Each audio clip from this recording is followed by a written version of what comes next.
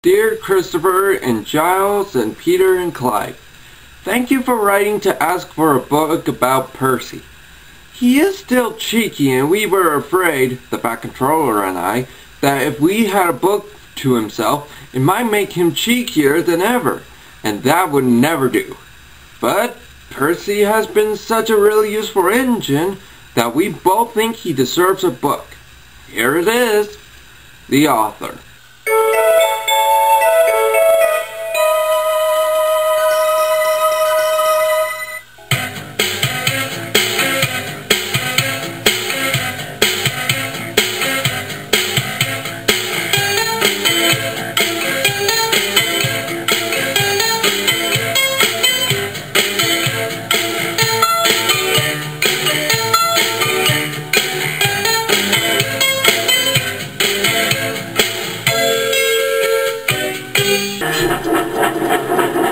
Percy works in the yard at the big station.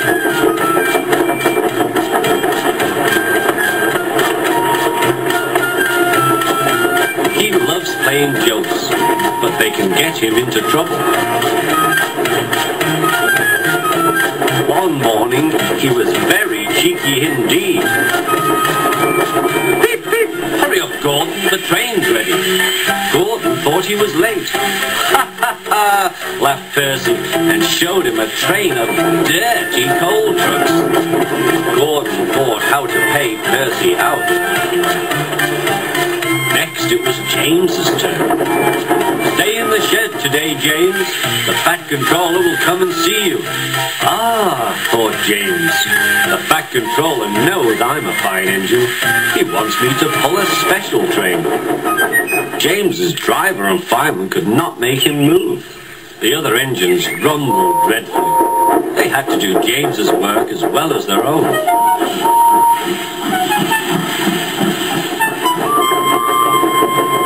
At last the inspector arrived. Show a wheel, James. You can't stay here all day. The Bat Controller told me to stay here. He sent a message this morning. He did not. How could he? He's away for a week. Oh, said James.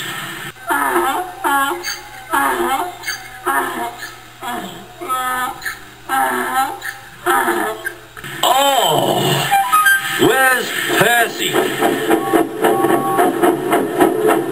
Percy had wisely disappeared. When the Bat Controller came back, he did see James, and Percy too. Both engines wished he hadn't. One morning, Percy was careless.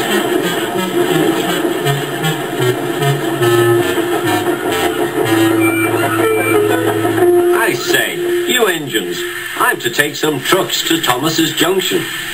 The Bat Controller chose me especially. He must know I'm a really useful engine. More likely he wants you out the way, grunted James. Gordon looked across to James. They were making a plan.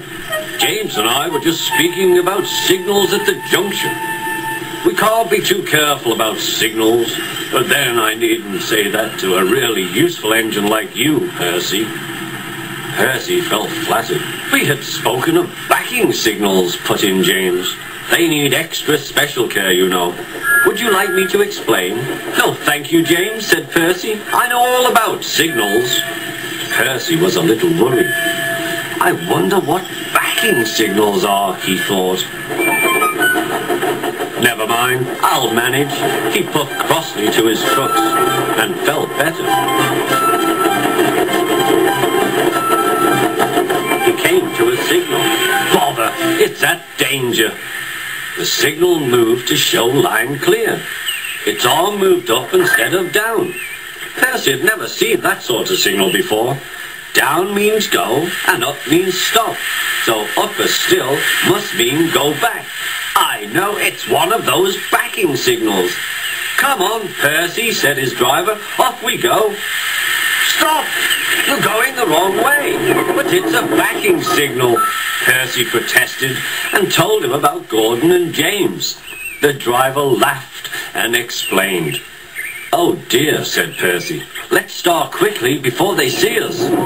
He was too late. Gordon soon saw everything.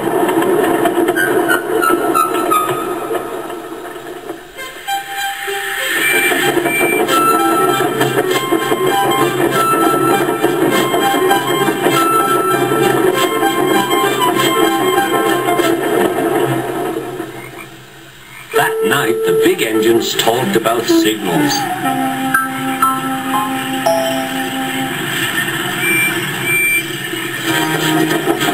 They thought the subject was funny. Percy thought they were being very silly.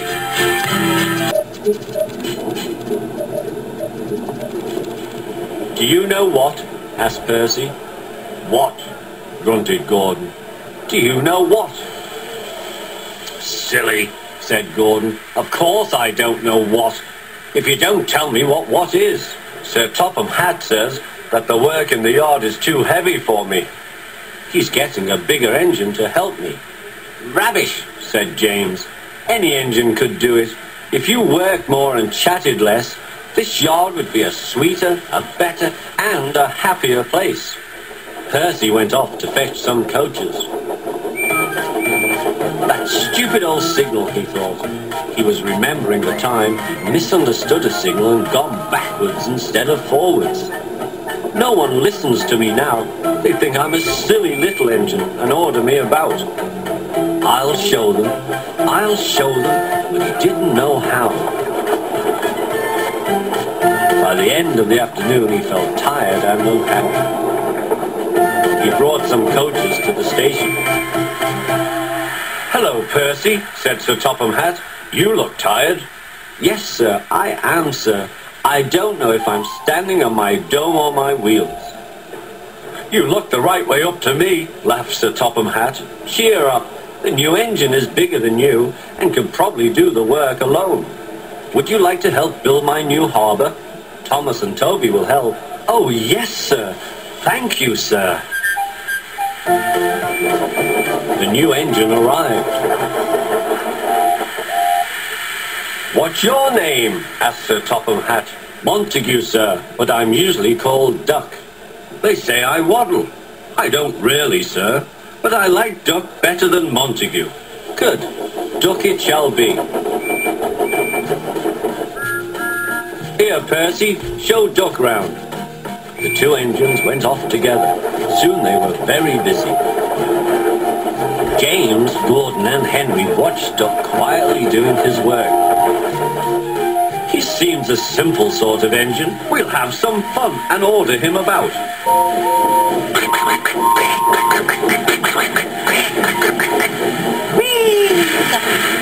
Smoke billowed everywhere.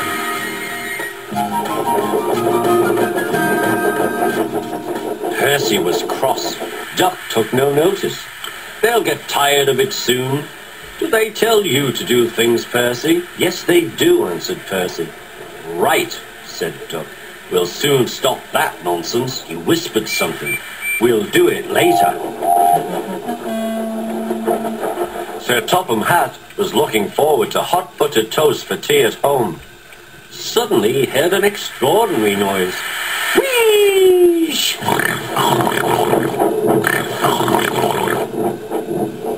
Bother, he said, and hurried to the yard. Duck and Percy calmly sat on the switches outside the shed, refusing to let the engines in. Gordon, James and Henry were furious. Stop that noise! Bellowed Sir Topham Hatt. They won't let us in, hissed Gordon. Duck explained this behaviour. Beg pardon, sir, but I'm a Great Western engine. We do our work without fuss. But begging your pardon, sir, Percy and I would be glad if you would inform these engines that we only take orders from you. Quiet! Called Sir Topham Hatt. Percy and Duck, I am pleased with your work today, but not with your behaviour tonight. You have caused a disturbance. Gordon, Henry and James sniggered. As for you, thundered Sir Topham Hatt, you've been worse. You made the disturbance. Duck is quite right. This is my railway and I give the orders. After Percy went away, Duck was left to manage alone. He did so, easily. Percy worked hard at the new harbour. The workmen needed stone for their building. Toby helped, but sometimes the loads of stone were too heavy, and Percy had to fetch them for himself. Sometimes he'd see Thomas. "Well done, Percy. Sir Topham Hatt is very pleased with us." An airfield was close by. Percy heard the aeroplane zooming overhead all day. The noisiest of all was a helicopter.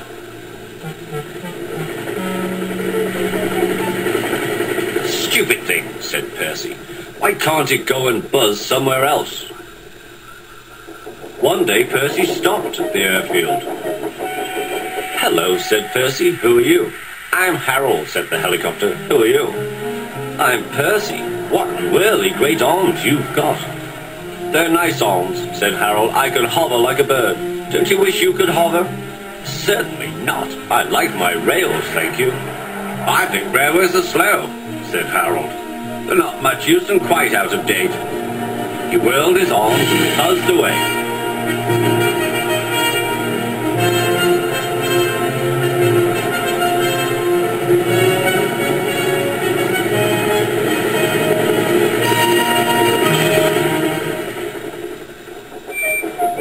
Percy found Toby at the quarry. "I say, Toby, that Harold, that stuck-up whirlybird thing, says I'm slow and out of date. Just let him wait. I'll show him."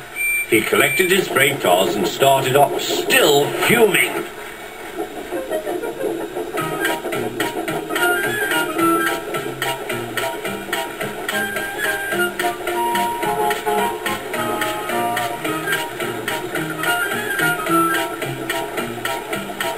Soon they heard a familiar buzzing.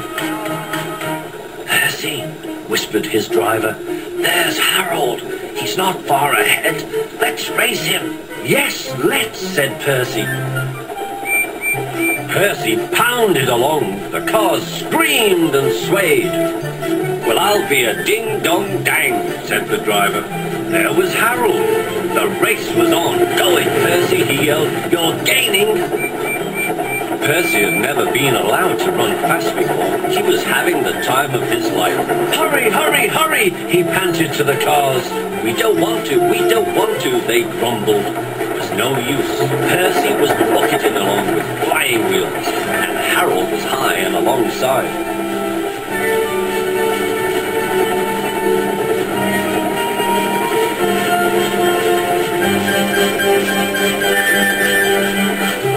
Fireman shoveled for dear life.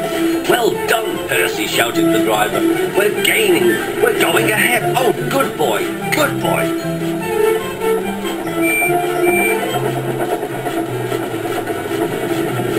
A distant signal warned them that the harbour wharf was near.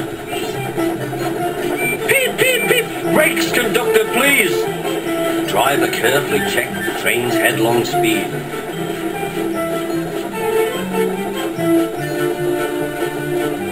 They rolled under the main line and halted on the wharf. "Oh dear," groaned Percy. "I'm sure we've lost." The fireman scrambled to the cab roof. "We've won! We've won!" he shouted. "Harold's still hovering. He's looking for a place to land." "Listen, boys," the fireman called. "Here's a song for Percy." Said Harold, "Helicopter to our Percy, you are slow. Your railway is out of date and not much use, you know. But Percy with his stone cars did the trip in record time, and we beat the helicopter on our old branch line." Percy loved it. "Oh, thank you," he said. He liked the last line best of all, and was a very happy engine. Every summer, the island of Sodor is very busy. Holidaymakers love to sightsee, and when the weather is fine, there is no better place to visit. Some people like to go to the mountains. Others like the valleys. Children love the seaside. One morning, Thomas was puffing along the line that runs by the coast. His two coaches, Annie and Clarabelle, were packed with children going to the beach. Everyone was happy. Percy was taking some freight cars to the harbor. "Hello, Thomas. You look cheerful. I wish I could take children today instead of freight cars." "They're the Vickers Sunday School," explained Thomas. "I'm busy this evening, but the station master says I can ask you to take the children home." "Of course I will," promised Percy. Later, Percy saw Harold. "Sorry, Percy. Can't talk. I'm on high alert." "Why?" "Bad weather's due. My help's always needed." "Mind how you go, Percy." "Ha!" huffed Percy. "As long as I've got rails to run on, I can go anywhere, in any weather, anyhow. Goodbye."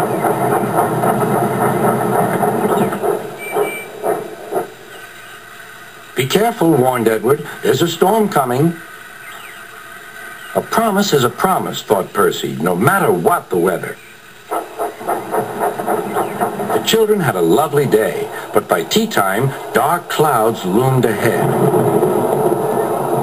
Annie and Clarabelle were glad when Percy arrived. He was just in time. The rain streamed down Percy's boiler. Ugh! He shivered and thought of his nice dry shed.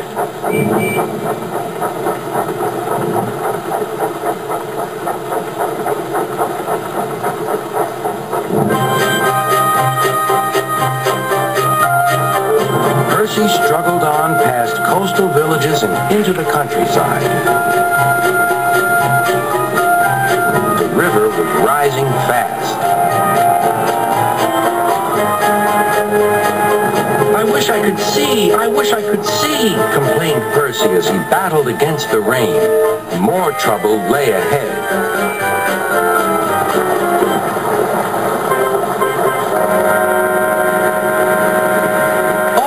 Hissed Percy. "The water is sloshing my fire."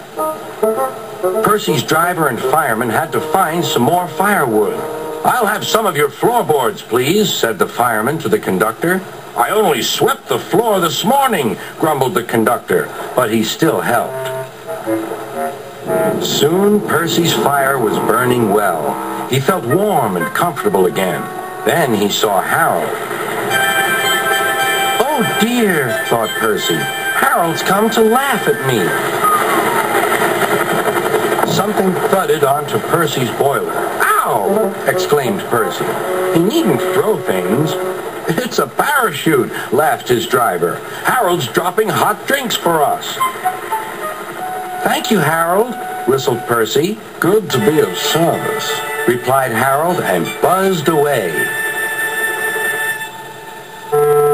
Water lapped Percy's wheels.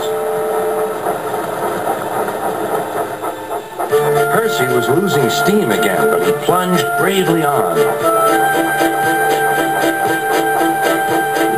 "I promised," he panted. "I promised." He made one more big effort, and at last, exhausted but triumphant, he brought the train home.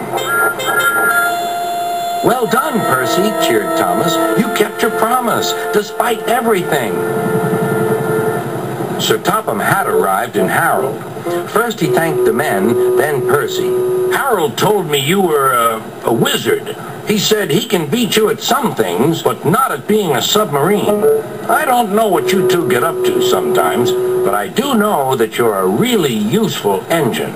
"Oh, sir," whispered Percy happily.